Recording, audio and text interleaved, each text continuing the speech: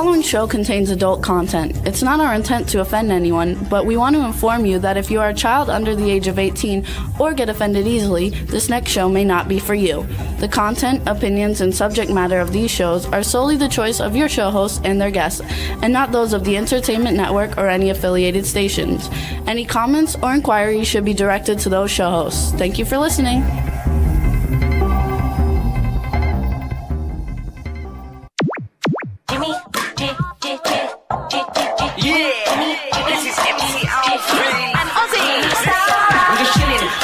Sitting down and designing, where every man in a thinking, what are we gonna be wearing? Yo, I'm a Liverpool MC, you can't test me. Big up the girls inside the party, let's get down to crazy Jimmy. Big up myself and known as Alfie, the one and only, the Turkish MC. Always love the clothes of Jimmy. Bitch, I'm your wanna be, Jimmy Star's new celebrity. We'll take you out to Jimmy Star's. Hey ho, what's up everybody? Welcome to the Jimmy Star Show with Ron Russell, bringing you the good times in music, fashion, pop culture, and entertainment. We got a great show for you guys today.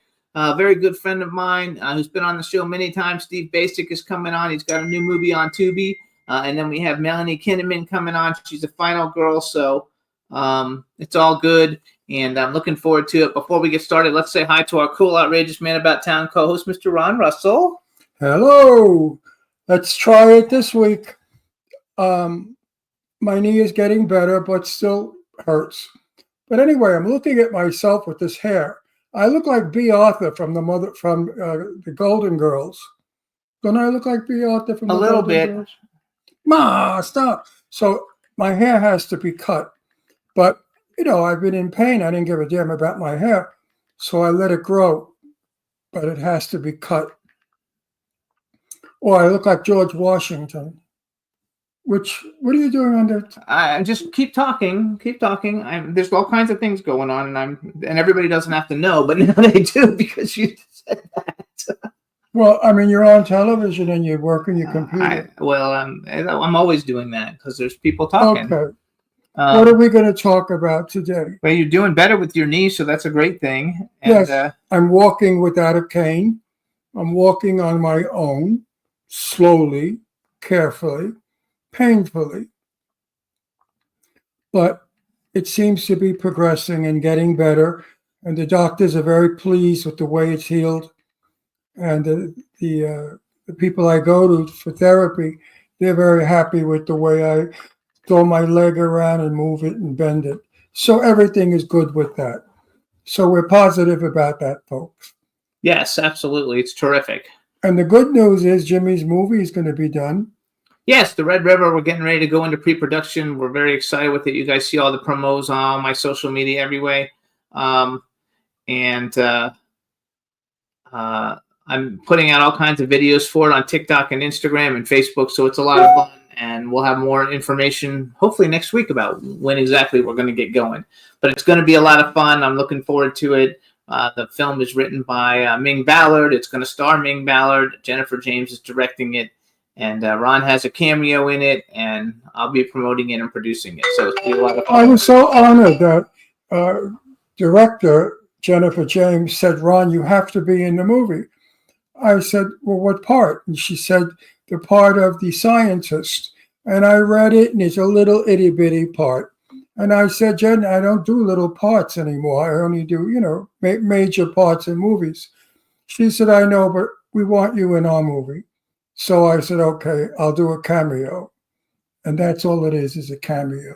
It's a cameo, but the movie's going to theater, so it'll be a good one. It's going to have an A-list cast, so I'm very much looking forward to it and getting it going. You do things for friends. And I love Jen and Ming. They're very good friends of ours. Plus, you're into more of their movies. Plus, you're doing 2 other movies with huge roles in the other 2. yeah, but that's not the reason why I'm doing the cameo, Jimmy. No, because the cameo came first. Right, and I've read the script of the cameo, and I've worked it out where I could make that cameo very important, not just a cameo. So I'll work with Jen about it and see if she likes the idea. We'll shoot it her way, and then we'll shoot it my way, and see which way we'll use. That's what makes a movie good. when the actor and the director can work together to get the shot they want. Absolutely. So it's going to be a lot of fun. I think it's going to be great. We'll know more soon. Lots of stuff happening on the movie front all around. We can't talk about some of it yet, but Red River, it looks like it's going to come through. We've signed agreements and stuff, so everything should be getting going. And Not easy getting money for movies when you're up in the millions. You know, these pay to go-go, what are they called? Go-go? pay to play. No, go-go. Indiegogo. Well, that's The it's still pay to play. Indiegogos are all in the 30,000 to 150,000. That's not so hard to get. But when you're doing a feature film that's going to go to theaters and it's in the millions, 3, 4, 5, 6, 10 million, it's not easy getting that kind of money. Hopefully things will get better with lenders, and they'll understand that a movie is the same as a stock. It can go up or it can go down. But if a movie makes money, it makes a lot of money, and the investor is very happy. We're going to make money. Our films are going to be really good. It's going to be fun. I mean, even a crappy film, a junky, nothing, garbage film, which I've seen, if it goes to whatever Theaters? those channels, Streaming services. yeah, streaming services, it makes money. It never really loses money unless it's a total dog.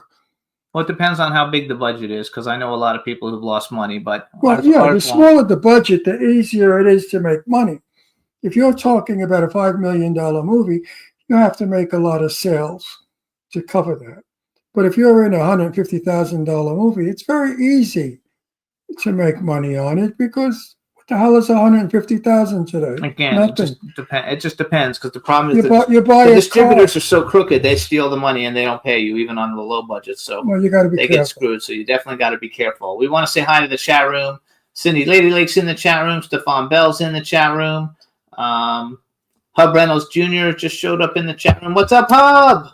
The chat room is starting to fill up. We want to give a shout out to Dawn Hinton, who's at therapy. So she said she's probably going to be late if she makes it. Why is she in therapy? She had a shoulder surgery, I think. That's another painful one. Yeah, that's a painful one. Anytime you fool around with your bones, you're in trouble. Absolutely. No, but bone damage, when they break bones and they twist you around. Anyway, move on. It's freaking terrible. And if you guys actually saw, so when we were in the hospital and I had my knee done the last time, the doctor actually showed me a picture. He showed Ron too, but Ron couldn't look at it. But if you saw how terrible it is, it's like something out of a very detailed, gory horror movie. Because basically, like, all the skin is just hanging out off the sides, and it's just a big bone. Forget about it. Well, our horror movie people like that stuff. Yeah, but I don't. Anyway, we're going to have a good show today. Before we get started, let's talk about some of the things going on. First of all, you can listen to the show, you guys. We had to switch our provider, so now we're on Podbean. So please check us out on Podbean. We're also on Apple Podcasts, iHeartRadio, SoundCloud, iTunes, Spotify, Amazon Music, YouTube, Google Podcasts, Radio Public, TuneIn, Amazon Prime, and 360 TVN. So if you want to watch the video, you got to watch us on YouTube or 360 TVN, because all the other places are audio. I was checking out this chat room, but it's, hey, everybody in the chat room too. Thanks for joining us. And Cindy Lady Lake, thanks for putting out all the promos. And B. Claudia is not in the chat room yet, so hopefully when she's going to come in, we want to just give her. I want to ask the chat room a question.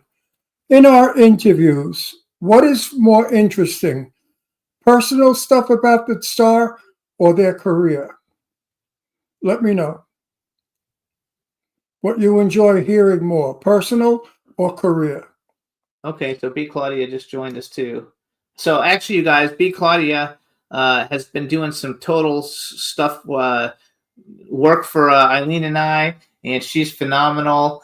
And so we're giving her a fake Nobel Prize for being a genius, because she's so freaking smart. So B. Claudia, congratulations on your Nobel Prize for being the biggest genius on the planet.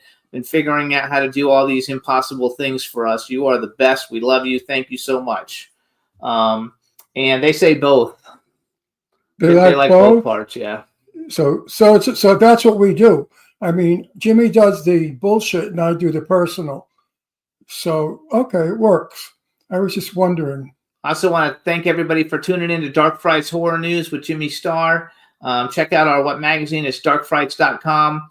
And please keep watching because the podcast is doing really good. It's really short. They're like 5 to 10 minutes long every couple of days. So please listen to it and check it out. And listen to us on either Apple Podcasts or... Actually, that's the best place to listen because then we get paid. So listen to us on Apple Podcasts. Get paid. Where? Then- Where does this get paid? Where is it? We're floating in the air.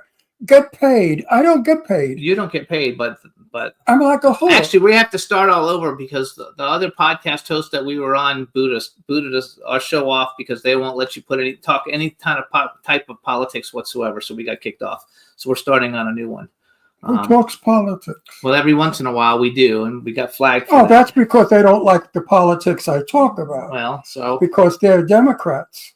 anyway, it doesn't make any difference. If you talk politics, you can't make money. Well, you know, it's sad that we Americans have lost our freedom of speech. It's something we valued always and we were proud of. It's something we always said to other countries, well, at least we have freedom of speech. And now we've lost that. And I hope that Trump is going to bring it back because we need to voice what we feel. We just can't live under a rock. And we can't be afraid of the other people who control the media for kicking us off because we don't do their politics. That's not fair. We're American citizens and we have the right to discuss our politics. Either they're Democrat or Republican politics, we're allowed to do it. And we should do it. And we have to do it because it's the fair way. I was raised with that. I was raised with Democrats and Republicans. Well, that's why you got to do it though on a political podcast and not an entertainment I mean, my podcast. parents were socialists, which are communists. So I came from all kinds of crap. Anyway, we're an entertainment show, you guys. We're going to keep it entertainment. Yeah, but and it's all entertainment, good. listen, there are very super intelligent people that listen to us. And they like a little political stuff because they're bored with just the film and the flam. And the guy is a wonderful actor and he's fabulous and he talks about how wonderful he is. You know, the intelligent people are not interested in that shit. I know, but our audience is interested in it. No, but we have a lot of intelligent people. Well, we were making a lot of money and now we're not. So let's switch and stop and go back to making money with it. And we'll talk about that other stuff in something else. We can start another show for that. People would probably tune in. No, I'm not political. I'm very limited in my politics. That's true. I just believe in Free speech. I believe in free everything. That's right. I Well, not believe in free. freedom of speech, freedom of who you are, freedom to be who you want to be, freedom to say what you want to say. I agree with that. You know, Totally. putting braces on your brains is not very good. Yes. Actually, they all agree. And B said we have different opinions, but should have the same good hearts. Humanity. Yep. Perfect. I mean, you know, We are all humans, and so we should all be trying to get along. So no, like my hair. My hair looks like crap. But some people will lie and say, oh, no, it looks nice. no, I like it. Yes, And I'm not being nice. because they don't want to offend me. That's not right. You can't lie to somebody and say, oh, your hair looks good when the person knows it looks bad. They think you're a jerk. You got to tell truth. And if I say to people, do you like my hair? I want an honest answer. I don't want people to be afraid to answer because it may not work with me. And I'll get them off Actually, the they show. say that you look great, though. In the chat room, they say you look great, but you look. Let's see. I'm gaunt and skinny. They want you to be flying in a video. I made a video of me flying, so they want me to make one of you. flying. Yeah. It's on social media. Got that 10,000 plays. I'll try to make one of his. Thanks, B. She says it's so cool. And they say you look great, but you look a little thinner. I'm skinny and haggard and old looking. You know, when you get to be my age, you cannot be skinny because your face gets going. I look like a skeleton. You have to have a little bit of fat on you when you're my age. So I've got to get my weight back. You know, because of the experience I had when I was kidnapped by the aliens. By the way, I'm writing it. It's a wonderful storyline about an old guy who goes in the hospital for surgery, and he falls into that problem of the narcotic makes him hallucinate. And I'm going to take you into his hallucination. I believed it was true. I mean, I did not think I was hallucinating. I was really frightened. I kept calling everybody I knew to help come and get me, to save me. Called Jimmy. Why isn't Jimmy calling me back? Why is my daughter not calling me back? He called everybody on the planet. Why are they leaving me here with these people? These people deliberately are going to do something terrible. And they chose me because I can't move my leg, so I can't get away. I mean, this is all so real. It was like a movie. And I don't like it.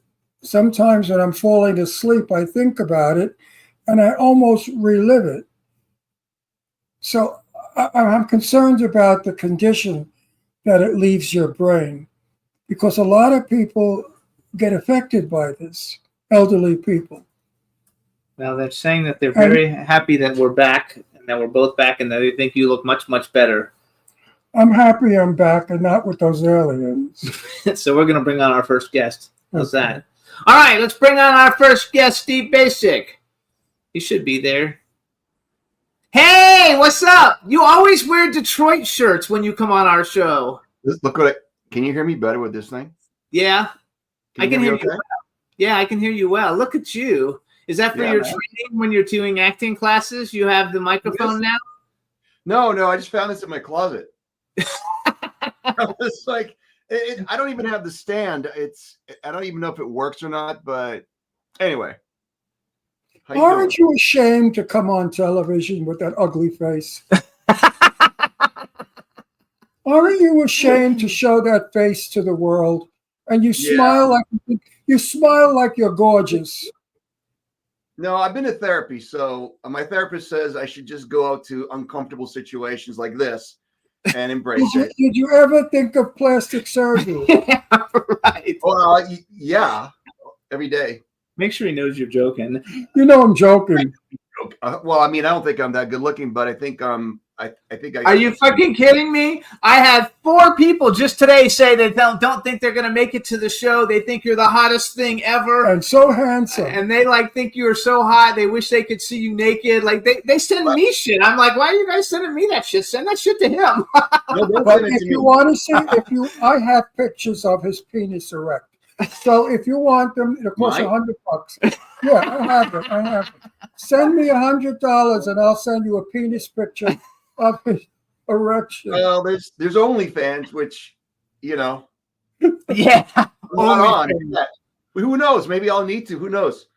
You really do. You have. I mean, I'm sure that your fans are great, and the ones who sent me things saying how gorgeous you are, they're all really cool people. But you have this other lady. She contacts me all the time. I don't know her name, and I wouldn't say it anyway. Okay. She's like, "Can you please send Steve a message? You know, tell him I love him. Tell him it's a happy birthday. Anytime there's anything happens in your life." And she says, she sends me messages to send and to she you. also said, "Tell Steve I'm wet." It's a kid's show, right? What did you expect today, Daisies? I don't know. This is your first voyage after and by the way, welcome back. I'm glad Thank you. I'm your first guest since you got no, here, right? the third. You're the third show, but the first show he was kind of out of it because he was having some problems. The second show he could only do half the show because he was in too much pain to sit in the chair. So this is the first full show he's doing. And I wanted to ask you, who did your dentures? I don't have dentures; they're veneers. They look fabulous. Like Okay, look. Stevie, you have no sense of humor. I'm gonna It is a come there sense and of pull your hair out of your head. Listen. In the 70s, I had a dentist who I used to have the eye teeth, the big fangs. Yeah, And beautiful. this dentist, he was a complete. There was when they used to give you the gas, and I remember passing out, and this dentist would be flirting with his assistant, and I'm pretty sure they were doing it over top of me. Anyways, this jackass, I had great teeth. He ground down my teeth. They're so thick. He ground them down, and then eventually they were chipping. So when they started chipping, I had to put something harder on. So it's like a cap. They're not dentures, but they're not whatever. But he wrecked my teeth. But The your dude teeth just- now are beautiful. You have such a great smile. It's sickening. Yeah. Ah. Yeah, well, I wish you were as good looking as I am, but you're not, so suffer. Yeah, I know. How do you deal with it, Ron? How do you deal with it? All the adoring fans. How you doing with the ladies? I don't really. I have a girlfriend, so I'm doing good. You have Yeah. the same girlfriend from the last time you were on? Yep. Oh, maybe you're gonna marry this Over poor 5 years. How Wait. many? 5 years. There you go. How Good for many? you. 5 years they're together. No ring, no engagement ring. No, I've been through that. What? Yeah, Oh, if you were I've my been through it. if that were my daughter, Yeah, I you're know. asking. If that were my daughter, I would call Brooklyn and have you shot and put in the river. Yeah. 5 What do you years. like about Ron? What do you like about marriage? What? What do you like about marriage? What do I like about marriage? What's the Everything. difference? What's it like? Everything. Everything. I've been how's it- single and I've been married. I Right. love being married. But can't you be in a relationship that you're committed to without state, without church? No. Oh, Because okay. if you're that little stupid piece of paper says you're mine. And I like Ooh. that. I don't like that at all. Oh, I got it. Give me her phone number. For a good reason, because I think that all the problems happen in relationships when one person possesses the other. The only thing you possess is yourself. No. Marriage is a comfortable place. You got to remember, though, he's from the marriage generation, even though I believe in it, too. That's why we got married. But Well, so am I. So am but, I. But the thing is, like everything, I don't take everything just because someone's told me that's the truth. That's the problem we're having today. Everyone believes everything they hear. They never question anything. I'm a big questioner. And when I woke up, I go, okay, I believe in commitment. I believe in teamwork. I believe in dedication. I believe in service. A piece Then of you're paper- married. You're married without signing a paper. Yeah, a piece of paper, all the piece of paper does is You believe in all the utilize it. things I believe in. Yeah, I mean, listen, I don't think I need someone or a piece of paper telling me that I'm in a relationship. And the only difference is the lawyers make a lot of money if you decide you're not in a relationship anymore, and 50 or 60% of the people decide they're not in relationships anymore. yeah, So- Listen, even because he's divorced twice and you're divorced. no, I'm not divorced twice. No, not divorced. Oh, you're not divorced? No, I it's was- widowed. I only Oh, divorced. I didn't know that. I'm so sorry. That's terrible. Okay. I divorced once and widowed once. Yes. Okay. But when I was going out with Jimmy thought he was going to fool around. Come to my house, jump me. I said, get That's the what Jimmy fuck out of does. That's what Jimmy here. does. No. I said, get out of here. That's not who I am. I'm not Oh. a backstreet guy. I said, if you want to be with me, you have to marry me. Okay. And he said, okay. Yeah. Easy. And we got married, and it's 11 or 12 years, 12 years. and it's great. I wouldn't want to be single. Oh, God, no. Yeah, especially here in No. California where everything is terrible. What's it Not like single. in Canada? I'm not saying- Oh, no, you're I'm not single. I'm not Yes. saying single. I'm saying that it's not. I think that people hide behind words, and they hide behind certificates, and they actually maybe you guys are different, but I'm the type of person that if I'm in this relationship, I don't take the person. They show up, I'm happy. Okay, I'm How happy does to spend she feel about I'm How happy to does spend the she time with them. feel I about don't take them for granted. I think when people get into comfortable relationships, they take people for granted. I agree with that 100%. But wait, how does she feel about this arrangement? I don't know, but this is like too personal to talk about. But I mean, we had the same point of view. We had the same point of view when we met. We have the So same point of view, so No, let's go. I'm This is I'm dedicated to her, though. That's the thing. I am dedicated. The conversation is not on the personal level. It's in a general level now. Women feel insecure if they're not married. That paper means a lot to them. Now, this woman has got to be in your company when you go out to a club and all the broads start hitting on you. And Doesn't she's got to shut her mouth because she has no claims on you. Nobody has claims on anybody. You go to a club. If a woman has a ring on, do you know how many guys hit on a woman with a ring on? Yeah, more. You know what the common excuse is?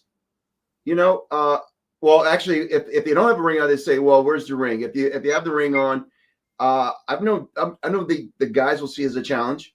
I know women. I know one of the gyms I went to. I thought it was a very conservative group of people. They were all married, all having affairs. Yeah, we go anytime we don't really go clubbing, but if we go clubbing, he gets hit on everywhere we go. He gets hit on all the time. And a lot of times they walk right in front of me. I'm next to him, and they push me out of the way to go and talk to him. So you're right. I usually don't go to clubs. So no, they look at me. They say, "Oh, there's an old queen with money that's decent looking," so they attack me. But that's all bullshit. The young jerks. But, so wait, I have a question for you though. Then I have a gossip. I have a big gossip thing. Stop it. Do you know Tristan Rogers, the soap opera actor? He won't know him. I don't think so. Very famous. General Hospital. He's He played been on Scorpio General at Hospital for 90 years. He's been on General. Okay. No, I don't. I used to watch General Hospital. But His wife Teresa said to me, when they go out, yeah, the fans know that's his wife, and they absolutely push her aside, get between her to flirt with him, to hit on him. Yeah. And I said, Teresa, how do you feel about it? She said, I just let it happen. What am I going to do? That's his bread and butter. Do you feel being handsome? Wait. Do you feel being handsome is your bread and butter? Not really, no. And I don't think it's actually served me in terms of money. No, it has not served me. You don't think you're hired because of your looks? No. In fact, I've heard so many times that they're not hiring me because of my looks. Why is that? Either that or my agent's lying to me. So does that mean because you're too does that mean because you're too good looking for the part? Because you're great looking. But I'm not the one saying it. But depending on who's cast in it, it definitely affects. I know I've had a couple of shows that the leading men did not want me to continue. Oh, I believe that. Oh, I believe that. I would see you as a threat. I believe that too. I'm only saying this as fact. I'm not saying this as my opinion. So, but going back to being out and about. See, I don't project the energy that I am available to anyone. Maybe maybe my eyes are blind and I don't actually see it. People might say, "Oh, they're checking you out." And I go, "Who is?" I don't look for it and I don't see it. He doesn't. You know why? Because we've had it all our life. Since I was 7 or 8 years old, I remember with my mother, we were on a train going to California, and my mother met a bunch of women on the train, and they all said, "Oh boy, when he grows up, is he going to knock the women dead? Is he handsome? He's a little Rudolph Valentino." So growing up, I've always been told, "You're handsome, you're handsome, you're handsome." The only person who never said I was handsome was my wife. I asked my wife one time, I said, "You think I'm good looking?" She said, "Well, if I was walking down the street, I wouldn't turn around to look at you twice." And I divorced the bitch. Right there. So wait, I have a question. Got rid of her. I have a question. Is your girlfriend, is she in the entertainment industry? Yes. Yeah. So did she, when you guys met, however you met, did she know that you were, a relatively pretty successful movie and TV star? She didn't think much of me. She didn't think much of me. Wait, let me finish. No, go ahead. But listen, I couldn't care less either. Like I'm not impressed by if a person looks good, great. But if they're an asshole, I couldn't care less what they look like. No, I agree with that. So And I was, and you Is could she a say- hottie? Is your girlfriend a I'm sure hottie? Oh yeah, she is. She is. So, Yeah. blonde, sexy, big boobs, great legs. All right, let's get on to this. Let's get on to the top. So one thing about you, though, so you guys, I met Steve at a convention called MegaCon. It was a long time ago. I don't know what, maybe 2006 or something. I don't know. It was a long time ago, right? That I met you. Long time And ago. everybody was lining up, and he was nice to everybody, and that's why he Well, always had a because- huge line listen, of people. Listen, I remember Steve from other shows that he's been on. How many? You're on us 3 times now, right? This is our fourth, I think. 4th time you're on. I'm not sure. Yeah. And I remember you as an easygoing, nice guy. That's why I play with you the way I do. If you were a stuck-up piece of shit, I would never have, asked you, or I would never have done what I did. When they come on and they're attitudey and they're like, "I'm a star, I'm handsome, don't talk to me," I don't give a shit. I don't. Our play- audience doesn't like him either. Yeah. Listen, I bring out the honesty in our guests. And Yeah. Steve, I got to tell you, you're an honest guy, and I trust you with my crazy questions. I trust you. Sometimes you got to be careful because a guest could get mad and answer back nasty. Yeah. But you have fun.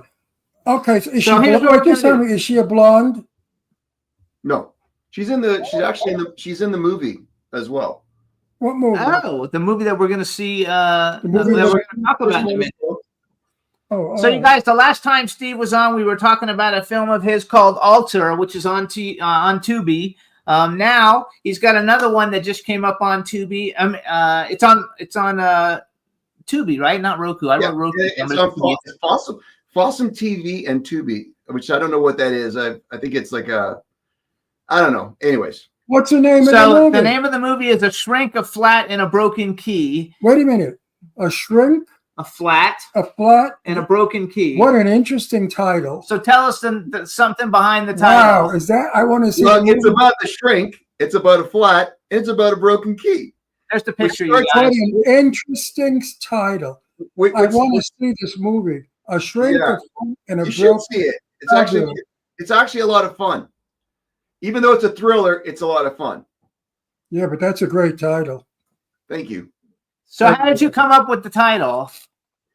Well, it was God. My writing partner actually is Greg uses different last names for his writing. Greg Kingslat or Greg Michaels. He uses different names all the time, so I get confused which name to use. But anyways, Greg and I came up with the concept. He wrote the script. When we decided to pull the trigger because of circumstances, locations, and those and characters, the way I wanted to ship the story, I rewrote I went through the whole script and rewrote it to fit the type of characters I wanted to bring in. Originally, it was very poignant. It was very politically charged. It was a very charged script to start. I wanted to be a little more subtle with it. I wanted to be a little bit more fun with it. I didn't go as hard as I wanted to go, and I don't want to talk about how hard it was. I want to talk. I really wanted to be controversial, but then I thought, you know what? It's not the place to be controversial. People can take from it what they want. I still make some statements, but the original idea was Greg's and I, and then Greg did the meat of the work. About 3 months out, I decided to rewrite to fit the characters I wanted, and I completely changed. I completely shifted the appearance and the set, and that kind of changed.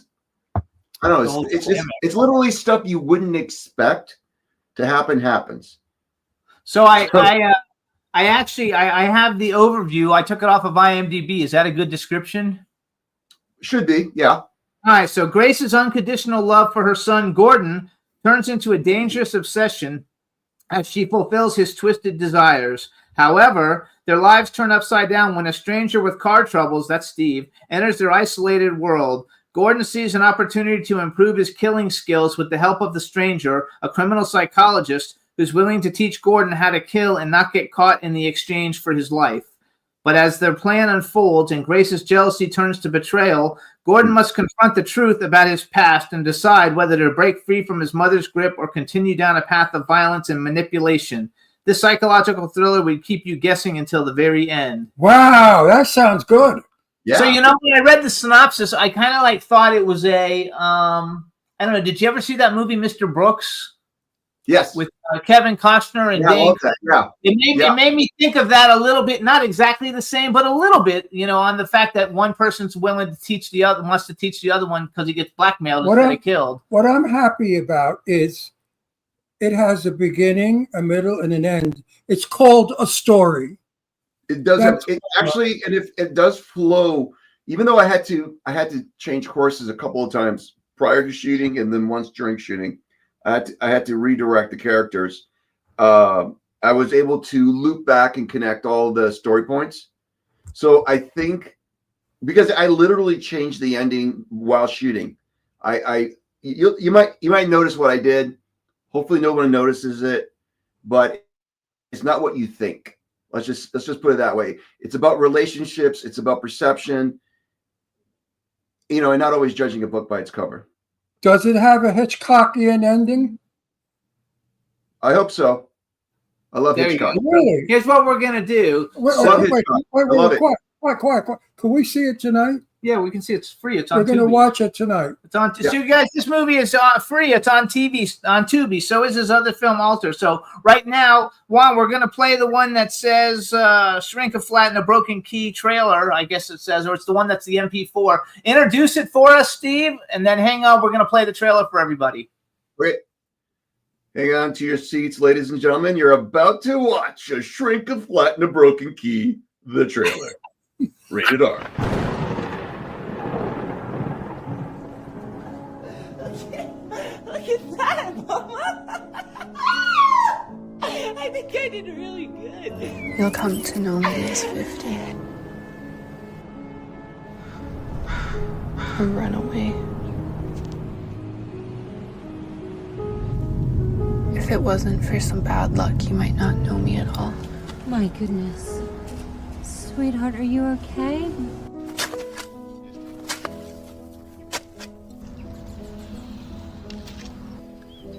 I pray you never meet them.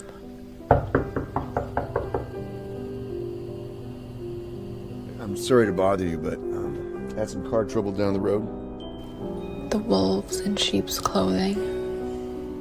You want a beer? Sure.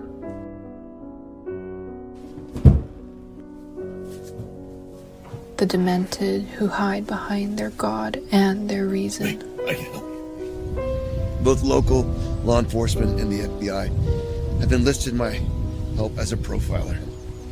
Sound like you have all the answers to get away with murder. I do. Am I hearing this right? By me sparing your life, you're offering to school me to be a better killer. If that's okay with your mother. Their sick love. I'd like to do more than just hold the camera this time.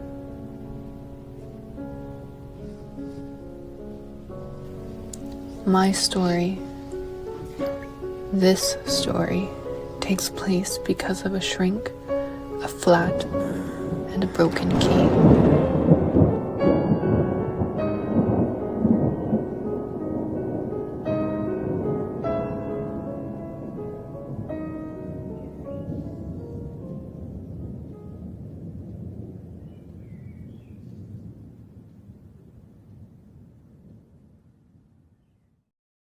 Yay! Yep. Looks like a little bit of Psycho in there with the kid with his mother. First of all, the guy who I plays- love mommy too much relationship. I don't know who is that plays Gordon. I didn't write it down.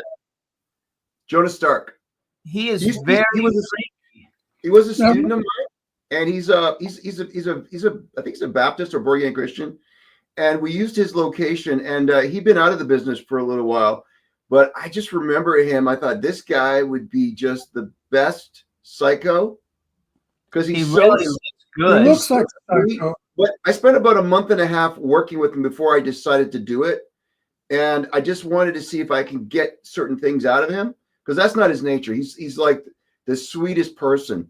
But by slowing him down, and I gave him a couple of character, like we worked on some physical tics, and he was able to sustain them, and they seemed to work. So yeah, he was the right essence for that character. Originally, it was supposed to be white trash tattooed, wearing a Proud USA hat, guns, Jesus, America, that sort of thing. It was better that you didn't do it that way. Me too. I think so. And make him a normal looking person who's psycho is way scarier. He's beautiful. He's beautiful inside and out. Like, he's one of the most beautiful people. The kid is just genetically gifted as well, but he's such a sweet person to work with, and trying to do a little indie like that with like we talk about ego or anything like that, it's next to impossible to pull off finishing a movie, let alone with someone that has an ego or is, right. So yeah, Jonah was great. I think it was great. I think you have a good movie there. Yeah, I mean, I think so too. I think the story flows. Given there were a lot of obstacles. I had an editor who was my camera guy who just would not listen to me. And I found out after the fact, when I'm looking at dailies, he was moving the camera during the shot. I was literally watching the monitor, script supervising, producing. I was doing everything, writing on the day, setting the shot, rehearsing. And then I come to find out he's moving the damn camera. So I had to work with what I had. I didn't get exactly what I wanted for the movie. I had a TV version, and a director's cut, and then I had a really gory version. But because of the inability to manage this one person, he lost the TV version. I had a TV cut, which I could have sold for licensing. So, and also I had a more of sort of that gore fandom version that I was going to do. I had an extra couple buckets of blood I didn't get to use, because it was so much time was managing a personality. And then in the editing, same thing. It was literally like pulling teeth every day. I had to sit with them in every cut. But talented guy. But he just didn't want to. I don't know what it was about him. So I didn't get an egotistical actor. I had a passive aggressive camera guy and editor. Audiences today are bored to death with kickboxing, car crashes, and all that shit. I hope they're bored. Now, audiences are starving for stories. We all talk about it in the business. Everybody now that does horror movies is starting to turn around and make stories with horror, not just slash with no sense. So what's happening is anyone that's got a story has a hit movie. I think it's going to be a hit too, as long as people know about it. Because it's got a story and it looks like an interesting story. Which I'm going to say. Yeah, sorry. I was going to say I'm going to segue into a different conversation from there, because you said you worked with him for 6 weeks before you even worked with him, which segues into the fact that you're also a script supervisor that can fix scripts, and you also teach people how to act, and you've been doing it for a long time, and you're in some really huge things. So I thought we could. I don't know that we ever have really talked at all about the fact that you actually teach acting, to people who I love that who want to learn acting. I don't believe teaching. I haven't. I'm very bad at promotion. So yes, I'm just coaching a couple of people that one my daughter brought in, and she's been with me for 9 months. She's already booked a couple of things. She came from a full-time program. I'm not going to say what school it was, but it was a full-time program, and I had to uneducate her. And then she brought a friend, and neither of them had agents, neither of them had. And they both started to gig. They're both starting to get it, and that's less than a year in, once a week. That's perfect. So the thing is, but it was interesting. So you don't really call it teaching, though. It's coaching. There's a difference between coaching and teaching. Because you cannot teach anyone to act. I don't believe in that. You can show them the tricks to the trade, but the best actors I know have never taken a lesson. It's in them. Carol Burnett is one. Her comedic talent was never taught. She was. Yeah. And I know a lot of actors from my day. I can't think of one right now, but like Rock Hudson, people like that, they were not taught to act. They just became who they were. their personalities. Did you take acting lessons growing up, or did you just start acting? Like, how did you actually get into doing all this? Well, I actually that's one of the reasons why I never wanted to coach or teach anybody, because what I soon realized was, well, not I soon realized, it took me quite a few years to get out of being coached or being directed by someone who's not doing what I want to do. A lot of them are actors who don't work, and their system is about their ego. It's got nothing to do with the practical aspect of human psyche. It's got nothing to do with the camera. So the way I will disagree and agree with you, Ron. I think that I've proven I can teach people how to act, because I've worked with people I thought there's no way I could help these people because they came from musical theater and they were terrible.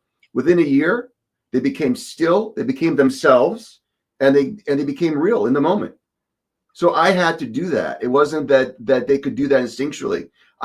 Well, in a sense, it was like I was letting them know it was okay for them to be their authentic self in a made up situation.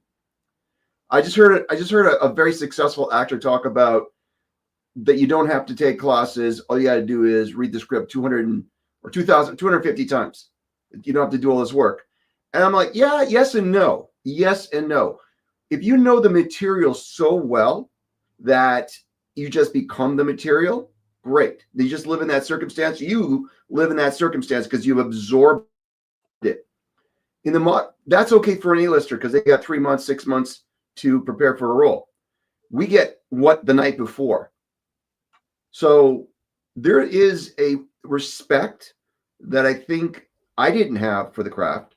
I do have more respect for it now. That's only because I've married human psyche, what we as human beings are, and the craft of acting. Otherwise, I don't think I'd stay in this business because I think it's full of shit, if I'm being honest. Okay. Well, you can remember stuff on one night. Like if you get a script the night before and you have to go shoot, you can do that.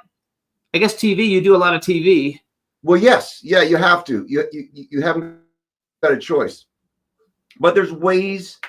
I think what I try to do for people is I try to create a system that it's like a skeleton. Now you can apply yourself to the framework of the skeleton so that you can hang yourself better. And if somebody gives you a script the night before, you know what steps to take so you can become efficient at finding out the most important aspect of that scene, of that story, and how to be in it. And it took me, I was asked to create a program about 8 years ago, 10 years ago. I never really thought about it out loud. I would just tell people, don't go to acting classes, read Shirtless Audition. Michael Caine wrote a book about acting for film. Meisner is a good one too. But then there's Stella Adler, Uta Hagen, Stanislavski. All they are is a bunch of people who've been aware enough to make an observation about how to communicate somebody else's idea. But how do you know how to communicate an idea? How do you know what you're doing? You have to know who you are. So the first thing I tell people is know who you are, accept who you are, and share who you are. And that's all about awareness. It's about being aware, being in the moment as much as possible. So worst case scenario, if you're on a set and you don't know shit, but you're present, that's way better than chopping up a scene, breaking it down, and doing all the acting work. Ultimately, you do all the work so you can literally be present, so you can just be in the moment. So it's kind of one of those, it's a paradox because you don't want to show the work, but the work would be basically knowing who you are. So you can give yourself to whatever that situation is, whether it's 1980, whether it's 1884. How old were you when you started? Like, when was your very first thing? What was the first thing you ever did? Jump Street. 21. I did a guest star on 21 Jump Street was my first thing. I think it was in 91. Oh my God, I love 21 Jump Street. Yeah, but Johnny Depp was gone already. Johnny Depp was gone.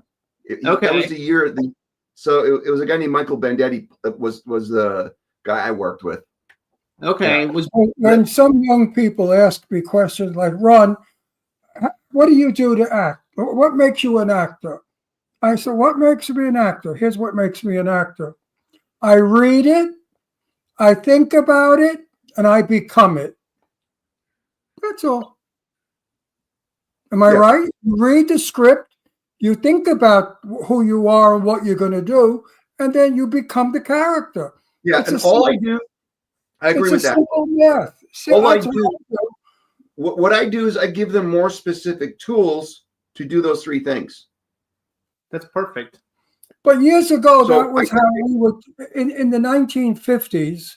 That's Yeah. how actors were trained. You had to become the part. There's nothing worse than a fake actor or an actor who's actor.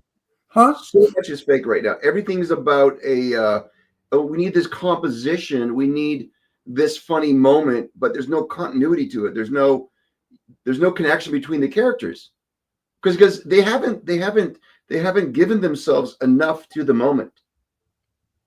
It's all about. I know I'm tired of roles. The minute they say roll them, I'm no longer who I am. I become who I'm reading. I really do. I go into a trance. So you guys too, though, if you're a Steve Basic fan, you go on Tubi, he's got another movie on there called The Haunting at Silver Falls. Oh yeah, and it's pretty good. I have this publication called Dark Frights Magazine. It's becoming one of the bigger horror magazines in the world, and I do a little 8-minute podcast with it. And on Monday's show I did a Steve Basic episode where I did A Shrink, a Flat, and a Broken Key, and I did A Haunting at Silver Falls, and I got like 5,000 views, on it, Nice. already. And I don't promote it or anything. I just put it up there. But I said, for fans of Steve Basic, he's a great guy, and like really, you're one of the only actors I know kind of well hasn't been pigeonholed. Like you're doing Hallmark stuff, you're doing horror stuff, you do superhero stuff. You've basically done everything. You haven't been pigeonholed to only be a horror actor or only be a Hallmark actor. Yeah, I just did some comedy too. So yeah, and sci-fi. I mean, because like what you were at Stargate, Continuum. You did all the what did you do on Legends of Tomorrow? I used to love that show. Oh, that was actually the Travel Back in Time. It was during the prospecting times. I played some landlord that was really mean to his workers, just a horrible human being. I love that show, and like one of our best shows that we've ever had. It was with John Barrowman, and John Barrowman played the Dark Archer in Arrow, and he was like, and he was also, what's that show about the fucking telephone? Doctor Who. He had his own spin-off show from Doctor Who because he was so popular. And we opened the show, and there's John with a blow-up doll tongue kissing her. That's what he did when we brought him on. People Are like they married? no. That show got such a rating you would not believe. The rating was outrageous. No, I bet. John Barrowman tongue kissing a blow-up woman doll. I like all of it. So Dawn has joined us in the chat room. She's one of the people who thinks you're swell. So just give a hi and say hi to Dawn for me. Hey, Dawn. There you I think you're go. swell too. Be swell. Stay swell. So you guys, here's some of the things that you might have seen Steve in. These movies, Shrink, a Flat, and a Broken Key, and Alter. These are his movies. He put them together. Raised the funding or whatever, however he did the funding and stuff. So they're like, independent films, but he's also been in so many huge non-independent, like huge things. But here's some of the TV shows. First of all, Ron's daughters love that show, Virgin River. I didn't even know you were on that, in that. Oh yeah. According to IMDb, you're in 8 episodes of it. He was recently on Tracker, you guys. That's the Justin Hartley TV show. You were great in that, and you weren't pretty. No. They didn't make you pretty in that one. But you guys, he's in like all these Tea Garden mystery movies. He's in a ton of them.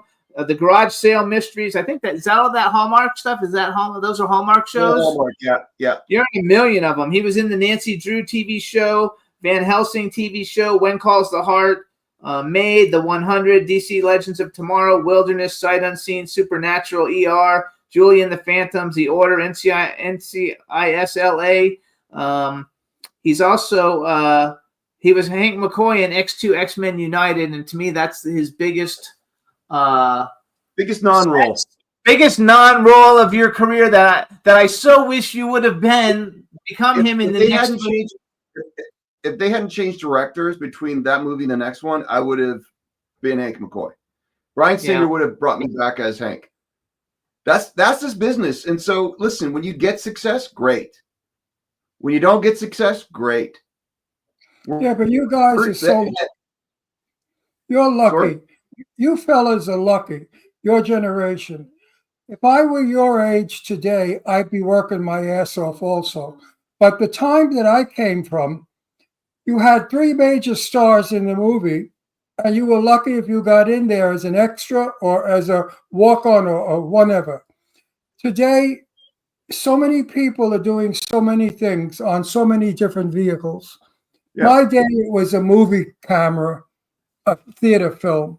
So you were limited in your workability. Yeah, but the thing is, I really wish I were 35 years old today. I'd be all over the place. Every time has had its challenge. So while there was less opportunity, there was also less actors. Now every personality is an actor. There's YouTubers who are starring in TV series. There's MMA fighters. There's football players. There's rappers. Right now, it's all about numbers, as it has always been. But like you guys said earlier, we celebrate people who do nothing in a show. And that means they're just being simple and they're just being human versus this explosions or graphics or whatever. So while we have so much more, there's way less good storytelling.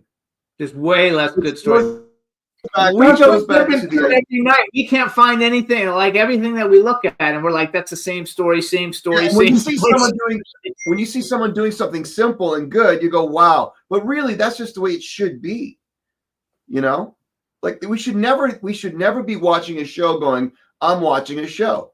I watch a show to be pulled out of my reality and pushed into another reality. That we don't want to, and that's the thing. It's like if anything bumps me, I go, how do we fix the bump? I don't want to knock someone out of the movie. I don't want to knock someone out of a show. So even though if I'm on a set that I'm not part of, if I see something, I respectfully try to go, hey, what about this? Because, going back to being prepared, I don't believe in knowing just my stuff. I want to know the story so I can actually contribute fully to the truth of the story versus just the truth of my character. And that requires work. I don't think many people do that either. Steve, bottom line, we do not have good writers anymore. Period. The writers are gone with the wind. I don't know where the hell they went, but the writers that used to write about human people, human nature, are gone. Excuse me. Now I need $40 million because I'm blowing up the Empire State Building. That's my movie. Okay, here's $40 million. Who's in it? Brad Pitt. Okay, here's another $40 million. Who else? Angelina Jolie. Here's another $40 million. And they make the piece of shit. And you see these 2 stars in it for 1 minute. And you watch the Empire State Building fall down and crush half of New York City. Yeah. And that's the movie. I agree with what he's saying, except for I don't believe that the writers aren't there. I just believe people are afraid to risk the money on them. Because I read a lot of good scripts. No, in my day, writers wrote novels, and the novels became movies. Today, we don't have novel writers that make movies. We just have writers. That's exactly what we have. The limited series are usually based on books. Books, yeah. There's like 6 to 8 episode limited series, which is the big craze right now on Amazon and Netflix. Netflix has some good ones. You know how many friends I have that are writers? You go out to dinner with them. No. That was a question. I thought it was a question. That was funny. I happen to have a nephew who's a writer. You go out to dinner with them, and the waiter falls down, and they right away take out a pad. Oh, that's a good movie. The waiter fell down. I mean, let's shoot it tomorrow. Yeah. This is what it's all about. Yeah. Yeah, it's an idea. It's the same thing. Somebody goes, oh, I have a great idea for a script. No, you just have an idea. You don't have a great idea for a script. You have an idea. That's it. It's a skit. You Not- have it's to not a story. you have to get the people's interest. I think Absolutely. it's. I think that's true. But why do you think they think Meryl Streep is such a big deal? You know why she's a big deal? She only does wonderful scripts. She doesn't play in shitty scripts. So it's not her that's so wonderful. It's the script. We could put Susan Sarandon in that part and she'd be just as wonderful. Yeah. So Yeah, it's I a think- script that makes an actor. Yeah, it's there's a big massive collaboration and trust, because you can have a great script, great director, but if the editor messes it up or the soundtrack's terrible, the producers want to do a re-edit, it's collaborative. So There's so many things that can fuck it up. Do you remember the French lieutenant's woman? I don't remember the movie. No, I mean I No. know it, but I don't remember it. The white French. One of the best writings Yeah, of all time. yeah. And she was brilliant in it. All because everybody, anyway. Yeah. It was wonderful. I like it also. Let's brag a little bit for you, because we've only got a couple minutes left. First of all, here's what I'm going to tell you. So you work all the time. I think it's terrific. But if you became social media savvy, which I know you hate, Me too. you could be like the biggest leading man ever, because your social media numbers just are not strong, because you're so talented, you're so good, and you're in so many things that you really need to either work on it, or you need to find somebody just to do it for you, and you need to let somebody build your social media, because you work all the time anyway. But I think you would even work more, and you would have a bigger fan base from all of it. I have the same issue with Sorry, go. I was going to say I have the same issue with what I'm trying to do with my idea of what acting is, and trying to create a course, maybe even a book around it, because I also want to talk about the human condition. You can't have one without the other. You can't, I think acting is being in the human condition fully. So my issue again is the steps necessary to, I don't want to be famous. That's the problem. I'm on this. Sure, I'm doing a podcast. I don't want to be famous. I don't want everyone to know who I am. I don't like putting personal stuff out. You're crazy. You're crazy. So the idea of social media, I'm posting all the time or showing what I'm eating or doing, I just find it painful. It's so painful to do. I don't mind talking about acting. I can talk about acting for hours. I can talk about the craft for hours. I can debate. I can philosophize. But that is truly, you're right. It's like I got to get over that so I can reach a bigger audience, because I do want to say something. Steve, listen to me. Listen to the old fuck, okay? Listen to me. We go out to 5 million people all over the world. They now know about your movie. If it wasn't for this show and social media, they wouldn't know about it. So you've got to be social. Listen, people say to me, Ron, how come Jimmy's all over the place and you're not? I say, because I'm still learning how to use my cell phone. I don't know how to use this shit. I don't know how to be in social media. And you know what? Who cares? At 85 years old, come on, give me a break. But you're young. I actually took your trailer. I was going to put it on all my socials, but I wanted to make sure it was okay before I did that, because I can put it on my socials and make it. I can get the. Here's what I'm going to ask. Actually, I will do a little promo here.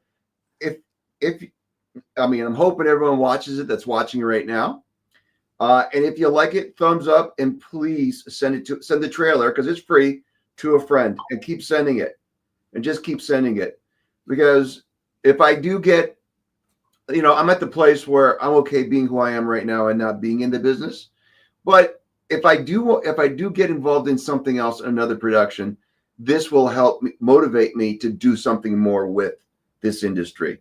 Absolutely. Meaning, tell another. I do have an idea. I have a great idea that I could shoot for a series. It's the stuff I like to do is dark comedy. And does.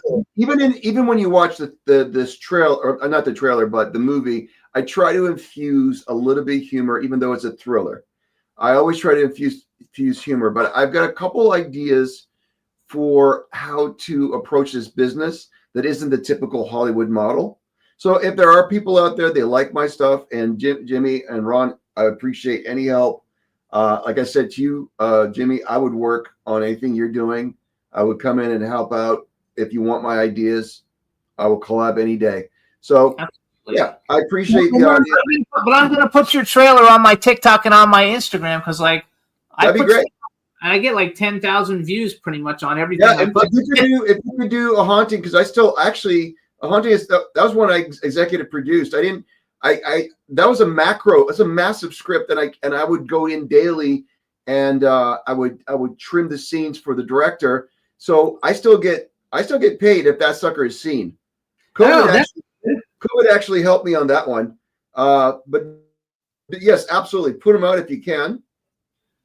And who knows? Maybe we'll collab on something. And if people are interested, remember, Steve, it pays to advertise. I'm all saying, but it's advertising right now. Pays to advertise. If people are interested, I just texted you the link to the Dark Frights Horror News where I did a show about you. Okay, well, I'm going to text you back, and if people are interested, even if there's actors out there, because I may hold a Zoom class teaching my method. It's called The System.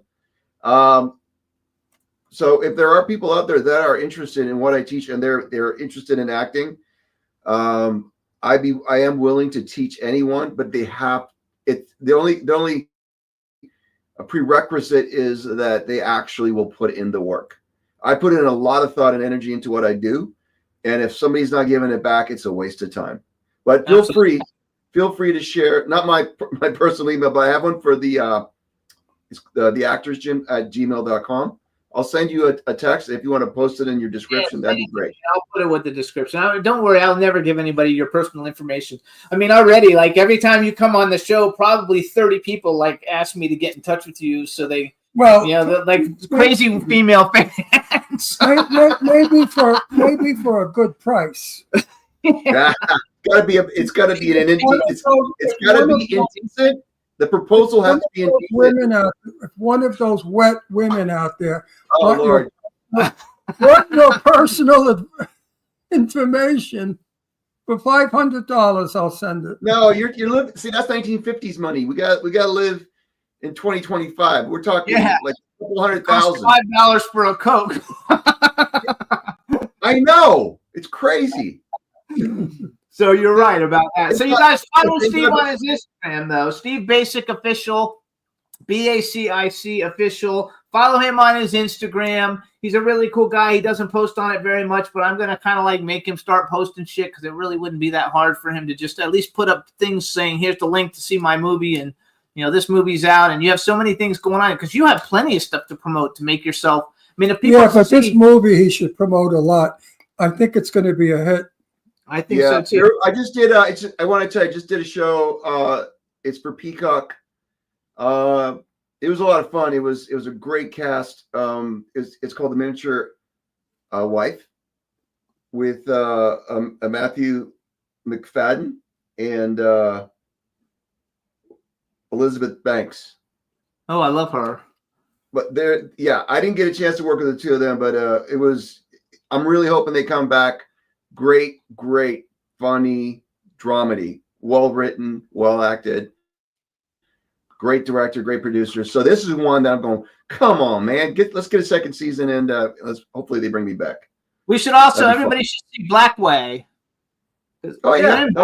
Because Blackway, you guys, it's a great cast. Ray Liotta, Alexander Ludwig, Julia Stiles, Anthony Hopkins, Steve Basic. Mr. Hopkins, yeah, he was awesome. I saw a picture on your IMDb or someplace with you and him hanging out. And so everybody should check that one out. But see everything. He's in the remake of The Virginian. He's worked with Ray Liotta a couple times, haven't you? Yes, sir. Yeah. It's very cool. Check out the movies that are on Roku. I mean, on Tubi, you guys. A Shrink, a Flat, and a Broken Key is the one we showed you the trailer for today. Steve will be in touch. I'll talk to you later. And thanks for coming on the show. Guys. Seeing you. And thank you for being a sport. You too. Hey, Detroit Lions, baby. Let's go. That's right. Detroit All Lions. right. All right. Fuck yeah. True Yeah, grit, fuck baby. yeah. Let's go, Detroit. Hey! Let's go. If anyone's got season tickets, I'm coming down to Detroit. There we go. Detroit. Him that in was good, Detroit. right? All right. Thanks, Steve. We'll talk to you later. See you guys. Bye-bye. Bye-bye. Hey, you guys. So that's Steve Basic. Again, the name of the movie is A Shrink, a Flat, and a Broken Key. Just came out on Tubi a couple of days ago, so please check it out. He's really just the coolest guy ever. I mean, I feel, you know, I don't know if blessed is the word, but I'm just happy to have him as a friend. We talk all the time, and you know, and from somebody who I met at a convention, you know, to us being a little bit more like peers is very cool. So it's a lot of fun. All right, so we're gonna do a quick. Actually, maybe we're not. I think because Melanie's here, so let's just bring our next guest on. How's that? You ready? I'm ready. Let's bring her in. Hello. Hello, how are you? I'm good. How are you? I'm great. So hang on, let me introduce you. Hey, everybody! Now we want to welcome to the Jimmy Star Show with Ron Russell, actress, dancer, stage actress, final girl, superstar Melanie Kinnaman. Hello, and welcome to the show. Thank you, and thanks for inviting me. How I'm thrilled. excited because I know everybody in horror just about, and you're one of the only people that I've never actually met. So we're very happy to have you on the show. This is my cool, outrageous man about town co-host Ron Russell. Ron, nice to meet you. I'm so surprised we haven't met. I am too. We're Facebook friends, but that's not the same thing as meeting. But we've You've had the reason you've never met is you don't travel the gutters like Jimmy. I might soon. You never know. I've been a big horror fan for my whole life, and this show has been going on for this is our 17th year. That we didn't even tired. We didn't have there was no such thing as a podcast when we started. It was just considered a radio show back then. And a podcast where we saw the people. Oh yeah, we started out though without seeing the people, but we were the first show to have guests on like that. Yeah, we were the first people to do video podcasting. Because everybody copied. Ahead of everybody. Everybody copied. But when we started the show on our station W4CY, they brought us in and they were surprised how many people tuned in. And they after 2 weeks, we went from a 50-minute show to an hour and 50-minute show. And all we did was bring on at the beginning. It was all horror stars. I mean, every horror star. You know, we've had Freddy Krueger and Pinhead and Clive Barker. We've had everybody because that's really my thing that I like a lot. And I produce a lot of horror movies. So we hadn't had you, and I was super excited when you said yes. And before we talk about horror, first we have a chat room with people. Say hi to everybody in the chat room. Hi, everybody. Nice There to you go. almost see you. Yes, almost see you. So I want to bring up a movie, and you're not even in it, but you're supposed to be in it. So my favorite go-to feel-good movie is called Best of the Best. We've had I'm really pretty good friends with Kane Hodder, and we've had Eric Roberts on the show. And I watched it like before I knew you were coming on. Even I was like watching it, and then I went on your IMDb where you were coming on, and I saw that you're in the credits of it. Yep. And I went back and I watched it again, and I was like, Where is she? Where the fuck is she? It's so annoying. It's so annoying. Yes, I had 15 callbacks for that audition. I so wanted that job. They put me through the ringer. I got it. I play Eric Roberts' girlfriend. And they decided after all was said and done that they needed to make more room for the action, meaning the fights, all the action. So they got rid of the love part. And that was me. Because at first I thought maybe you were the girl that Chris Penn grabs the ass of, and that you just look different or something. I was like trying to figure it out, and I was like, okay, so it makes me happy because I literally watched. I've seen the movie 100 times. It's one of my favorite movies, and the fact that you're not in it, even though it says you're in it on IMDb and in the credits. I watched the end of the movie, and you're in the credits. I know. Well, thank God I'm in the credits because I still get residuals. But, there you go. Yeah, I asked for the footage. I mean, they were great scenes. I asked for, please. The footage? Yes, Did they because give it to you? no, Of course because not. I know this is going to go way out there, but a lot of it was Eric Roberts' fault. So I'm going to leave it at that. There was a personal reason. Okay. Question: did they pay you? Yeah, of course. She still gets residuals, she said. So that's all that matters. No, of course they paid me, and it was a great shoot, and I was thrilled. I so wanted this role. I mean, Eric Roberts was one of my favorite actors, and it was a great role for me. And like I said, they put me through. When that movie came out, too, he was a huge star. He was like on top of the world. Who? Eric Roberts. Oh, Eric? That's right. That's right. So, you know, and they didn't tell me that I was cut until the cast and the crew screening. I brought my agent. We were all excited. We're sitting there. It starts to roll. I nudged my agent. I said, here's my first scene coming up. Nothing. Nothing. So we wait. 3/4 into the film, I say, oh, they have to have this. Nothing. Yeah. So they didn't even tell me. It was a big shock. And the director came up. That was very disappointing then. Oh, I can't even tell you what I went through. And the director came up to me after the screening and said, you were so great in this. Welcome to Hollywood. Is I don't need to tell you. Yes, Hollywood is shit. And there are very nefarious characters in Hollywood, especially That's probably the most the thing that all actors fear is being cut. Which happens a lot because we've had a lot of people on the show Yeah. where they say that they've been cut out of different things, and even he's had stuff that he's been in where it was I've cut. been cut. I've done some pretty good stuff. Okay. Yeah, and it never crossed. I knew I did good, and Right. it was. It never crossed my mind when doing this thing. And I thought, well, at least if they cut anything, it'll be a few things. It's not going to be the whole freaking role. Because it was a love interest, the only love interest for him. And so it was a shock.